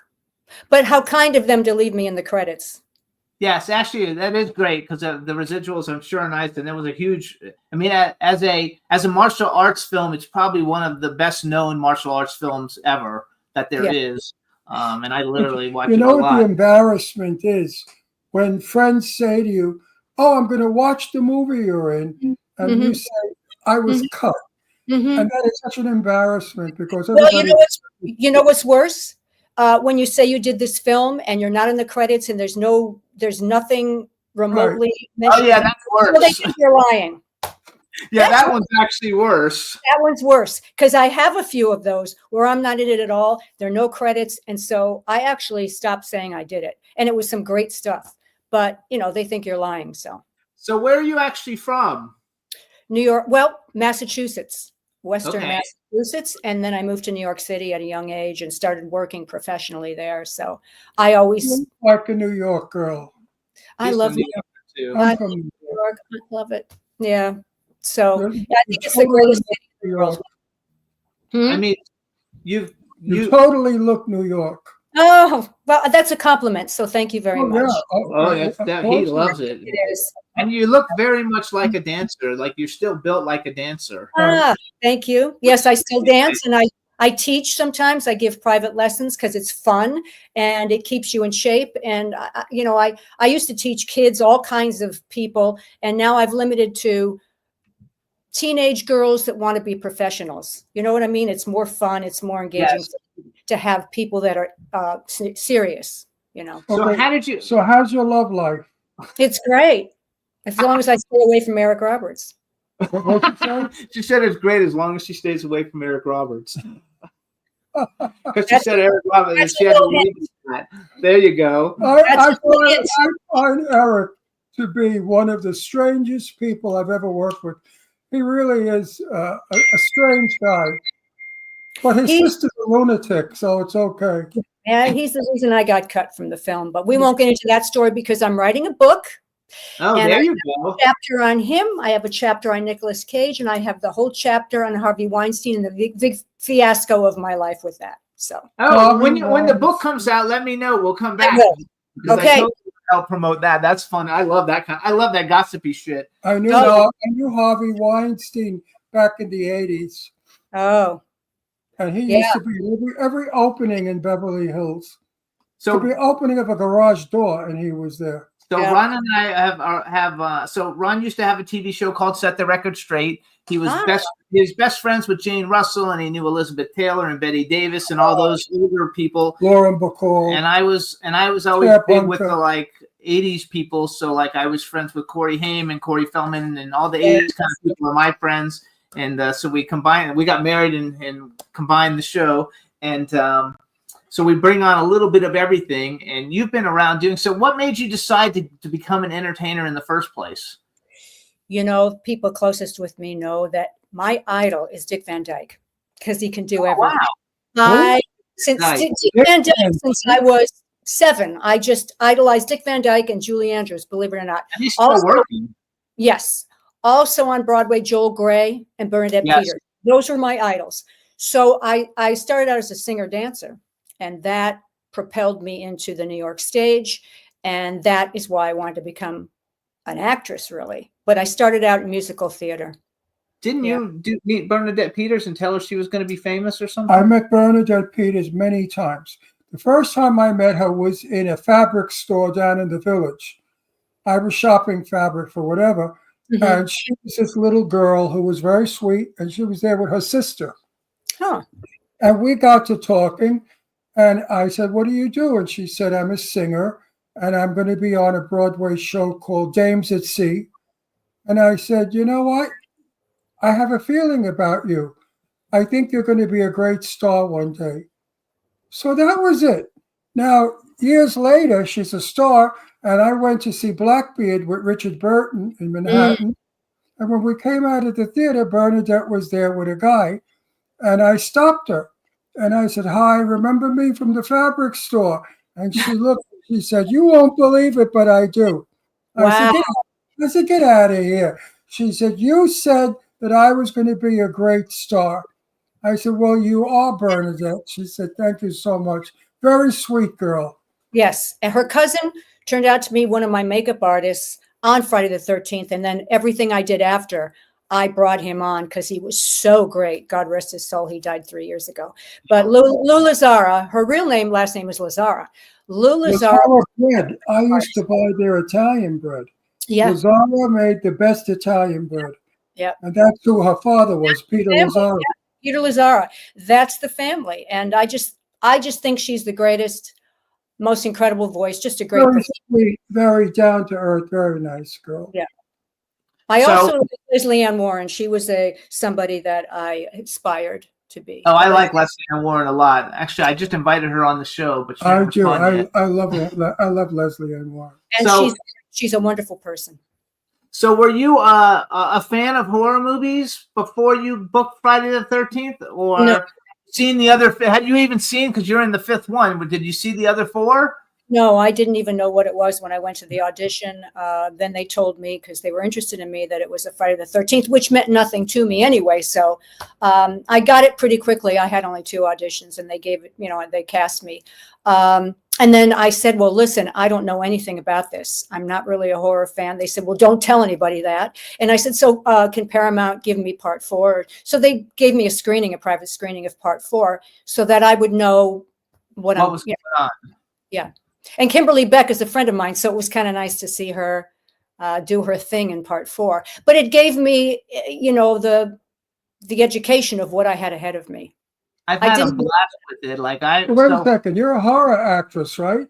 Basically. You are. You're Yeah, like, not basically, but well, you're like me. I'm a horror actor, and I hate them. The only movie that I like, it's not quite horror, is Exorcist. The Exorcist to me is the greatest. yeah, it's a great movie. Yeah. No, so I'm a big horror movie fan. I'm producing a bunch of horror movies right now, bigger budget horror movies, and I collect. So one of my very first things that I ever got in my horror movie collection, I have a 6.5 foot Jason, animatronic Jason. I have really good stuff. And I was very, very good friends with Steve Dash, who was actually Jason in the second one where they wore the bag. He was a very good friend of mine in Florida. I used to live in Florida near him. And we've had everybody who's played Jason on the show. You have. And I'm pretty much friends with most of them. And we've had a lot of the actresses. I have not had a lot of people from Friday the 13th, The New Beginning, on the show. You're only our second one because we had Corey Feldman on the show. Right. But I think it's a great franchise, and if you were gonna not like horror, but you were gonna be in a franchise, Friday the 13th is probably the best one to be in because everybody. Do you think they're going to keep going with it? You know what? There's so much legal stuff going on. I don't know what to say on that. I know they're doing new series. I was supposed to be in the original Christine TV series, but now everything's changed. So yeah, there's supposed to be a new series on Peacock. Yes, Peacock's coming out, which I think that looks like a lot of fun. And I'm actually getting ready to do a movie. I don't know if you know who Adam Marcus is. Do you know Adam Marcus? Yes, I know Adam Marcus. Yeah, we do a lot. I do conventions and I see all the. Yeah, you see them all. So Adam Marcus is directing one of the films that I'm working on. Okay. Right now. It's a werewolf movie though. It's not like this. It's a little bit different. But so tell us a little bit about. So you got it. You booked it really easily. It has a great class. I met Dick. Dick Williams. Yeah, Dick Williams. I've met him a couple of times, but he hasn't been on the show. And Deborah Voorhees, I've met a couple of times, but she hasn't been on the show. So how was it for you coming into being in a horror movie that you didn't really like horror in the first place, and you didn't know what it was, and then it blew up, and it just blew up. Listen, I was cast as a lead character in a Paramount film. It was my first lead. I had done other stuff, but so it was very exciting, needless to say. I didn't attack it as a horror film. You know what I mean? It's you treat every acting job the same. So that's a good way to look at it too. I like that. I like that. Yeah, you treat it all the same, and that's how I was able to do it. I didn't know what it meant to be a final girl. I didn't know any of it, thank God, because I think it would have been a little daunting. You know, it's best to go in not knowing anything. And so I focused on the character. I focused on what I was trying to bring to the film, but also the character, because not a lot was written in the script for me. So I was on my own. And that gave me the hot one though, because you're so gorgeous. So you were probably the hot one. I'm the oldest final girl. The final girl is always like a 19-year-old, you know, and I was playing a shrink. I think I was supposed to be around 26 years old. I was a little older than that. But yeah, I'm considered the oldest final girl they ever had. So but for anybody who doesn't know what a final, I know what it is. I don't think he'll even know. Tell everybody, because we have a lot of viewers who don't know what that is. The last one standing. The final girl is the character. It's always a female. Is the girl who kills the famous killer. Okay. In my case, it was Jason, or the figment of Jason. So the final girl is the last one standing. So you guys know, remember when we had Caroline Williams on? She's the final girl in Texas Chainsaw Massacre. You know, and we've had a lot of final girls on because whatever happened to Caroline? She's working a lot. I just saw her. Yes. Have you seen her lately? Yeah, she's fabulous. Yeah, we do a lot of conventions, but we just did the closing of Dark Delicacies, if you guys know that store. It's a local. I really like her so much. Yeah. I really like I'm her. a publicist, so I was her publicist for a Can couple I years. interrupt the show for 1 minute, please? Yes. The reason, folks, that I'm itching all over is because I'm taking Tylenol powerful, and I think it has codeine in it, and I'm very allergic to codeine. So if you see me doing all of this, it's not that I smoke. We both just had knee replacements. I didn't snort coke. So we look good here, but we limp when we walk. That's hilarious. I've been doing this throughout the show. I don't want to think I was blowing cocaine. There you go. It's so you're a final girl. So I follow Dark Delicacies, and I see all the things, and I'm friends with many people who do signings and stuff there. We don't live in LA. Where do you live? Do you live in LA? Yeah, LA. Okay. We're in Palm Springs. So I've never been to Dark Delicacies, and I was very sad that it closed because I always thought that that's something in my older age that I would like to open up something like that. Yes. Because I collect action figures and books and all that stuff, and I think it would be a lot of fun. And I know everybody to get people to set up signings and stuff, so I think it would be a lot of fun. And I actually I have a website called Dark Frights. It's one of the top horror publications, and I'm toying with how I'm going to put together like a Dark Frights horror weekend where I can have everybody come in and sign and do it like, do conventions and stuff with it. But it's still kind of new, so I'm working on it. But so besides Best of the Best that you got cut out, you guys, first of all, on TV, you saw her on Cheers, Hill Street Blues, The People Next Door, General Hospital. I love General Hospital, and we've had everybody from General Hospital. So you worked with all our friends. Yeah, that's great. Sean Kanan, and we had... Sean's a best friend. He's a doll. Actually, Yeah. I don't know. love him. He might not have been on when you were on, but Sean Kanan used to be on it. Now he's big on Bold and the Beautiful. Yeah, he's Bold and the Beautiful. He wasn't on when I was on. I was working with Tristan Rogers and Eric. Yeah, Tristan lives down the street from us. Tristan's a friend. And Tristan. Rick Springfield. Woo! Yeah. We haven't had Rick Springfield, he's but I'm great. friends with He's Jack great. Wagner. And we've also had Jack Wagner, yeah, they were all on. we also I think had everybody was on that show. It's like a high school Ian. graduation. We Ian. all- What's Ian? The really good looking like model guy, Ian. I forgot his Oh, last yeah. name. He's gorgeous. Anyway, he's been on the show, so we've had all the soapies. We like the soapies; they're fun. They're How interesting. was it being on General Hospital? Did you like that? It was great. It's my first job in LA. I had just moved here. I went to an audition and I got it. And we shot on Catalina Island because I was part of a whole spy ring. So we were on a yacht to get there. That was all filmed, the whole thing. Yeah, it was fantastic. And it was at the time, the yacht owner was Judge Judy. Oh wow, Judge Of course, Judy. she was owns the Judge yacht. Judy. Yeah, she owned the yacht. Yeah. I also saw on IMDb you were on an episode of Saturday Night Live. I did that. The most thrilling thing, it was the late 70s. I was living in New York. I auditioned. Yeah, I don't know if you guys remember the Battle of the Network Stars. Remember that? Yes, Battle of the Network Stars. Yes. Yeah. So it was a spoof on the Battle of the Network Stars, and I played Cheryl Ladd, and there were someone played Charo. There was Belushi played Charlie from Charlie's Angels. So it was great. I got to work with them. We rehearsed for the whole week. Gilda Radner, fabulous. At the end of the week, you do the tech rehearsal. Then it's live Saturday night, and the musical guests were the Rolling Stones. Oh wow. Rolling Stones. So it was a thrill. You've actually gotten to done some really very cool things Yeah. with all of it all. Yeah. Do you still sing?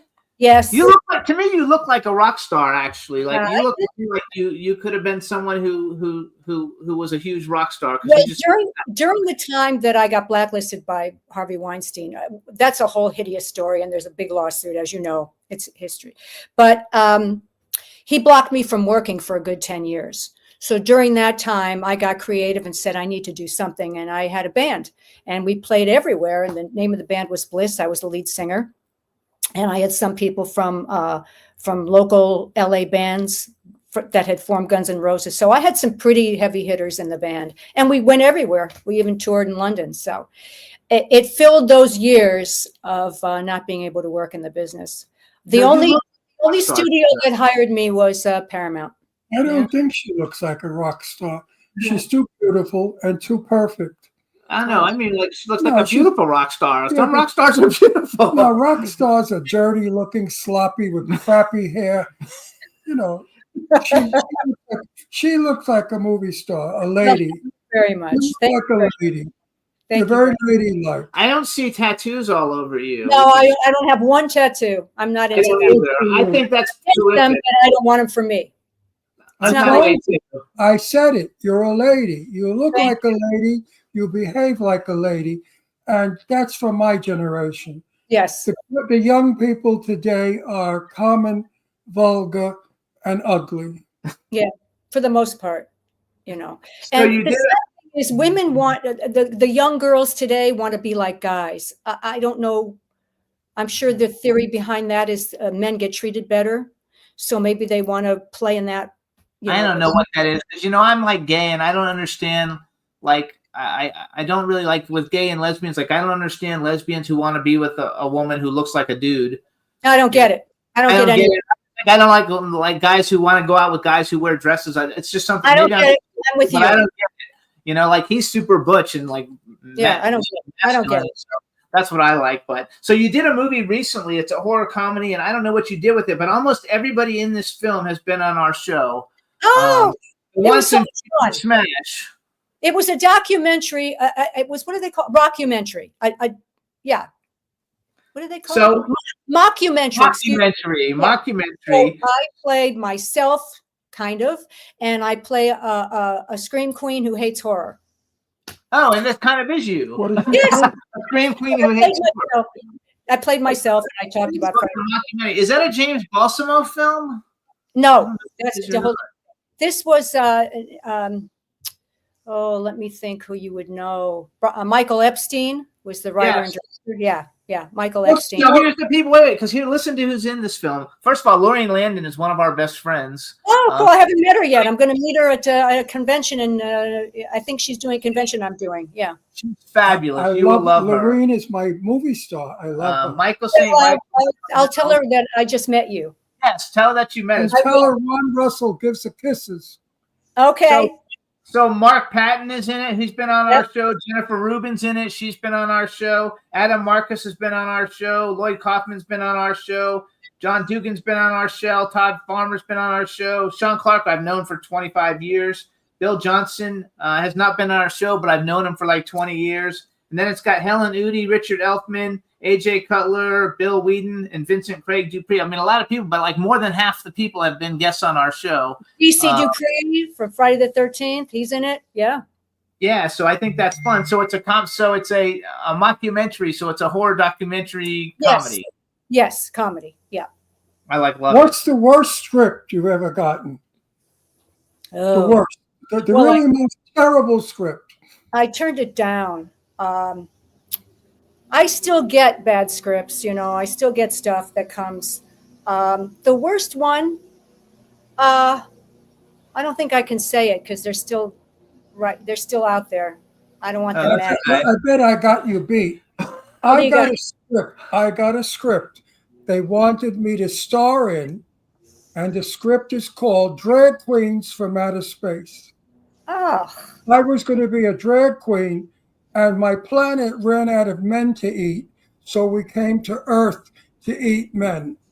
And part of the script was we were eating a human being, and somebody said, "Oh, give me the balls, they taste the best." Ah! Thank God. Wait a minute. I got the script and I showed it to my friend Marcel Waltz. I said, "You want to make it?" He said, "You're out of your mind." I said, "It's disgusting." Yeah. It was. So we sent it back with thank you. There are a lot of bad ones out there, and more. And I just, I'd love to work, but I turn them down. I get pitched about 50 of them a month. Yeah.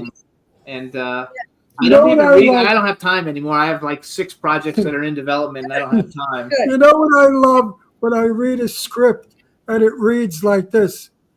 I asked him, "Don't do that." Oh. Written by an illiterate that doesn't know the English language. Actually, I have some films coming up that if you actually are. I didn't know if you were still working a lot or not. So I am. I just got a film that we're going to be shooting in New York City in January 2026. I'm so excited. I just signed the contracts, and it's a sagging. Yeah. Good we for shoot you. it next year. That's okay. I mean, because it takes a long time to get funded and everything. So I'm a bad person, so I'm thrilled. It's like nice to know it though. So you also did a movie called Thunder Alley. Yes. And I'm bringing it up primarily because Garrett. I didn't see it, but Ron knew Leif Garrett, and I know Jill Sholin. Yes. And Clancy Brown, I don't know, but I love Clancy Brown because great. Starship Troopers is one of my favorite movies. I love it. I see it all the time. I watch it that and Best of the Best are 2 movies that are on my feel good list when I'm in a shitty mood. Oh, that's funny. Yeah. It was interesting. I play a heroin addict. Oh, there you go. It was great. Leif Garrett had the most beautiful mother. His mother was absolutely magnificent looking. He adored his mother. He and I became close friends after that shoot. He Did adored you know his mother? And he's a great guy. I thought he was beautiful. He was gorgeous yes. But his mother was so beautiful. Yeah. I didn't meet her, but he showed me pictures. Yeah.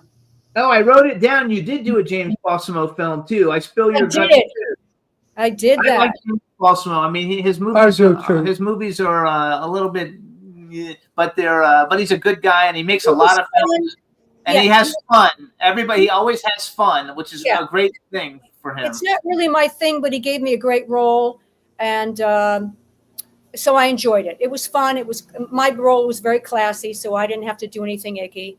Yeah. I also like so Ron just finished a movie not too long ago Clown Motel 3 Ways to Hell runs like in all these clown movies. And so, and in Clown Motel 3 Ways to Hell, Mark Hoadley, Ozzy Capri, and Dietrich Thrall are all in it. And so it's kind of like our 6 degrees of separation. And Ron's in the second one and the third one. Oh. He's done 4 clown movies in like 2 years. Great. Which he doesn't really like, but they're not terrible. This last Clown Motel 3 Ways to Hell is going to be a good one. I play General Milan, the head of the army, and I'm out in the desert in Nevada killing 122 clowns, by the way. It's the most clowns in any movie. No, really. It's the most, you got to see it. It's a joke. I'll have to see it. I mean, 122 clowns, all painted and crazy, jumping around, stabbing and chopping. The reason I'm particular is because, once you've done it, it's on film till forever. That's right. Forever. You're seen forever in that. But you know something? What I do. I don't mind this film because the kids are going to love it. There and you if go. it makes children happy and laugh, I'm glad They're I did very it. campy. I mean, I don't think they're supposed to be campy, but they're very I campy. don't do these movies for adults. I do them for kids. Sure. I mean, So part he- 5 campy, wasn't it? Of all the Friday the I know, 13th. it was very, part 5 of her Friday the 13th movie was very campy. I think so. Well, I don't think it was originally meant to be, but it was. And it's Quentin lot of it- Tarantino's favorite horror movie. Quentin Tarantino's favorite Friday the 13th is part 5. I think it's a great one. I just watched it the other day just because I knew you were coming on, so I wanted to I watch have it never again. seen one of them. I've seen I all of haven't them. seen any others except 4 and 5. No. Never. No. I Blame you. don't even watch the movies I'm in. No. No. Do you watch the movies you're in? Do you like to watch it? It depends. Yeah. Yeah. I like to see if what I tried to project came through, but I don't continually watch them, Yeah, I don't either. I think Once it's is fun. enough. So here's something I like to ask all the actresses that come on, actors and actors, I guess. Bucket list, Mhm. male and female. If you could work with any actor and actress, living or dead, who would you like to have worked with? And then the second part of the question is, if you could have been in any movie that's ever been made, what movie would you have liked to have been in? The actor is Al Pacino, There you go. That's a good one. and I would have liked to have been in Scarface. There you go. What? Which is Al Pacino. Scarface. Well, I think that would have been a great role for me, but she was incredible, so I'll leave it at that. But I think I could have really Done a it. good job. Absolutely. So yeah, Okay, and what's an actress who you think would be fun to work with? an actress would be fun to work with. Oh well, she's gone now. Let me see. God, there's so many. I think She can be dead. She doesn't have to be living. She could be living or dead. I think Carol Burnett would have been fun. Oh, Ron loves Carol Burnett. oh yeah. Carol Burnett would have been fun. Karen Black, I adored. I would have. Oh, he went on a date with her. I went on a date with Karen. I would have loved to have worked with her. I think she was just great. Yeah. I love Karen. We And I would almost killed I would on love to work with television. Christopher Sarandon. Oh, he's great. Yes, and I've met him and he's wonderful, and I would love to work with him. Yeah, My he's very- favorite movie of all time, not that you asked, is Dog Day Afternoon. Oh, it's a great movie. Karen Black and I went to a dinner party at a friend's house in Manhattan. And we left the party and we were crossing 3rd Avenue. And I said to Karen, wait for the traffic. She was drunk and proceeded to go across the street, stopping all the traffic. I thought they were going to kill her with her scarf. She was doing like a toreador. I got to meet her. She was sweetie. We had the best time. her, and I got to meet Louise Lasser, who I thought was also a very interesting person. I don't know who that one is. I don't know who that is. Mary Hartman. Oh, But we Karen- had somebody on our show from Mary Hartman. But a guy. Karen Black paid me the best compliment. At the end of the evening, she said, Ron, you gay guys make the best date. Oh, it's so true. Best dates. You don't have to That's worry right. about it. No, we had fun. She had Yes. to pee. Okay. Now we crossed 3rd Avenue and she says to me, I have to pee. I said, where are you going to pee? There's nowhere to pee. She said, let's find a store. I said, maybe a Starbucks. So we're running up and down 3rd Avenue, and she's yelling, I have to pee. I'm telling you, it was the funniest night of my life. Oh, She's a that's funny girl. great. She's a very funny girl. Yeah, So- I With love dry, dry sense of humor. I like Dog Day Afternoon also, and so my favorite actor, even though my favorite actor of all time is Lance Henriksen. I love Lance Henriksen. I've been to dinner with him. I've been to breakfast. I used to be so the way I built this show before Ron was involved with it is I was a celebrity clothing designer. I used to make one-of-a-kind clothes, and I would take them to the conventions and invite the actors to the room, and then I would give shit away as long as I could take pictures, and we would become friends, and that's how I got them all on the show, because I had Lance Henriksen and Malcolm McDowell on our show. We had only been in existence for like 6 weeks, and I had these huge people coming on. He's a lot of fun. Yeah. So Lance Henriksen is one of my favorites, and my prized possession in my collection. I even have all these. I have every action figure of Lance Henriksen in my collection. But I have a tile, and it's the alien. He makes these ceramic tiles of the alien monster. He doesn't sell them or anything. He just makes them. Yeah. But after we had hung out at the convention all weekend, at the end of it, he wrote on the back of the tile, "You're the coolest motherfucker I ever met," and he signed it and gave it to me as a gift. And that's like my prize, possession in my collection. Isn't that great? So he's one of my favorite. But I went to breakfast with Doug Bradley, who is Pinhead. Yes, I know. Doug Bradley, Lance Henriksen, and Malcolm McDowell. We all went to breakfast together, and for me, that was just like a, something that you never forget, Sure. like a monumental thing that happened. That they called me and asked me to go to breakfast, and I went to breakfast with them. And my other one was Clive Barker. Clive Barker, who's fabulous. And my most favorite person in the world is Sophia Loren. Oh. I made a movie with her in 1959. I played a soldier, and she was the most charming, elegant, beautiful, warm, loving woman. I fell in love with her. I'm still in love with her. Yeah. I'm serious. I'm in love There's with her. nobody like her. Nobody like her. And her face was just enchanting. Yeah. Well, just And- and everything look, about her. I told Jimmy, let's find a script because she's looking to work at 90. Yeah. Let's find a script for her that I could be in it. I started my career with her. I could end my career with her. Mm-hmm. Ted Hunter also was in that movie. And He was a Ted, nice man. we became lifelong friends. Yeah. No, it's fun. I mean, I think this business has a lot of messed up stuff, but there's also a lot of fun stuff with it. I love the and business. I think that you have a remarkable reputation. That's one of the reasons why I wanted to have you on the show. I've never heard you have people sometimes say negative things about different celebrities. I've never heard, and I know everybody, I've never heard a single person say anything negative about you. Everybody's like, you're wonderful, you're beautiful, you're charming. So I think that really is a big testament to like you and what you've done and what you're doing. Thank you so much. You guys too, you can follow Melanie on Instagram. Her Instagram is at Screen Siren with a 5 after it. So Screen Siren 5. She's also on Facebook. If she has room, maybe she'll add you. I don't know. So do you have anything coming up that we have 2 minutes left that we should tell people? I'm doing a bunch of conventions this year because it's the 40th anniversary of Part 5. So I'm going everywhere. I'm somewhere every month till the end of the year. Then in January of 2026, I'm doing this feature film, which I'm excited about. I can't tell you, I had to sign an NDA, but as soon as I release from that, I'm going to talk to you guys and brag. So in 2 weeks, I'm in Atlantic City, appearing with a lot of the people you've mentioned. And then that's the rest of the year. I'm going to Canada in June. How do people find out your schedule? How do they find out where you're going to be? On Facebook, so people know where I am. There you guys. You guys check the Facebook and the Instagram, you guys. Yeah, I put it on Instagram and also Facebook so that people will know where I'm going to be.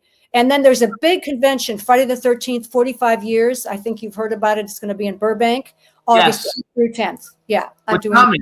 With Tommy. Yep, August 8th through 10th. Tommy Brunswick. Yes, the Tommy Brunswick speaking on our show like 5 times. Wow, I'll tell her I did this. Tell her you did it. We love her. She's fabulous. Yeah. Yeah. So we want to thank you for coming on the show. Anytime you have anything to promote, when the book comes out, I definitely want you to come. Thank Let you us so know much. about that. It's been such a pleasure meeting you. Thank you so much for coming on the show. Best of luck with everything you have coming. And anytime you have anything to promote, just let me know and we'll bring you back. Absolutely. Thank you so much. It was great to meet you. meeting you. Hope to meet you in person one day. I hope so. Yes, let's do that. All right. Bye-bye, Melanie. Bye-bye, See ya. Melanie. Thank All right, you. everybody. So we had a great show today. Melanie Kinnaman and Steve Basic. It was a lot of fun. Hope you guys enjoyed it. And everybody have a great weekend, and we'll see you next week because it's time for us to go. Bye-bye. Jimmy, Yeah, this is MC Alfred. and Ozzy. I'm just chilling, Jimmy Star, yo, sitting down and designing. Where every man in my thinking, what are we gonna be wearing? Yo, I'm a Liverpool MC, you can't test me. Big up the girls inside the party. Let's get down to crazy Jimmy. Big up myself and known as Alfie, the one and only, the Turkish MC. Always love the clothes of Jimmy. Bitch, I'm your wanna be. Jimmy Star, new celebrity. We'll take you out to Jimmy